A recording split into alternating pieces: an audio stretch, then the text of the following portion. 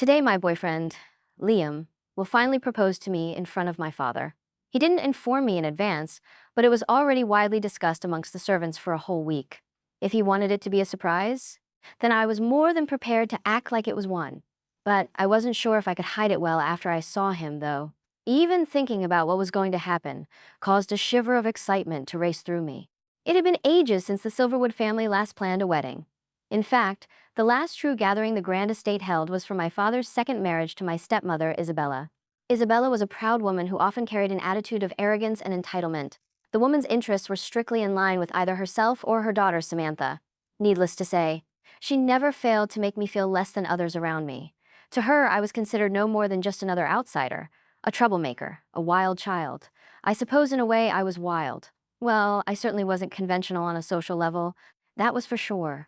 Growing up, I found comfort amongst the staff in the pack rather than my own relatives, but I stopped caring about their opinions a long time ago. As Liam and I got closer, I realized that all I truly wanted was the one thing I never felt like I had: a family, a true pack that I could call my own, and I was more than ready to have it all with Liam. The love that came to be between us had blossomed like a special flower. Over time, he became my reason for wanting more beyond the estate. On the hardest days, the mere thought of him made me smile and feel better. Knock, knock, knock. I turned my head at the subtle knocking at the door. Miss Evelyn, one of the servants called softly.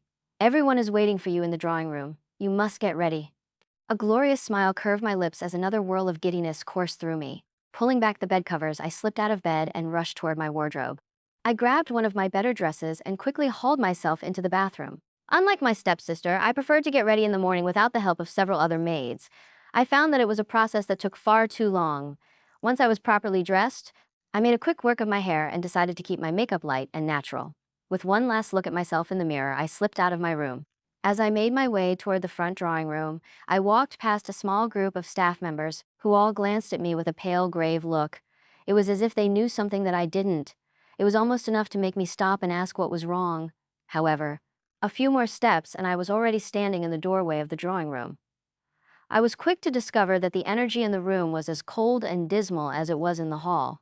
All the excitement I had built up to this very moment had instantly depleted. Both my father and stepmother stood on one side while Liam and Samantha were placed on the other side. As usual, my heart fluttered when my eyes caught sight of Liam. However, his eyes remained locked on the floor, not sparing a single glance at me. What was going on? I tried to approach him. Liam? What? Evelyn. Isabella swiftly stepped in my way, blocking me from getting to Liam with her typical, fabricated smile painted on her lips. You see, dear, well, there's been a sudden change. My brows pulled together in question. Suddenly, my father, speaking out in his icy tone, spoke directly.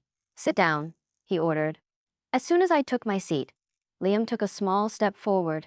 His stern look caused my anxiety to simmer beneath the surface. Why won't he look at me? Has something happened?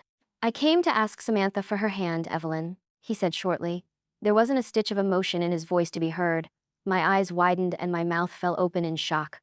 Samantha moved back to his side and leaned gently against his arm with a calm expression. You see, I found Samantha to be a much better match for me. I struggled to find the right words. A better match? Samantha embodies the refined qualities an alpha daughter should have.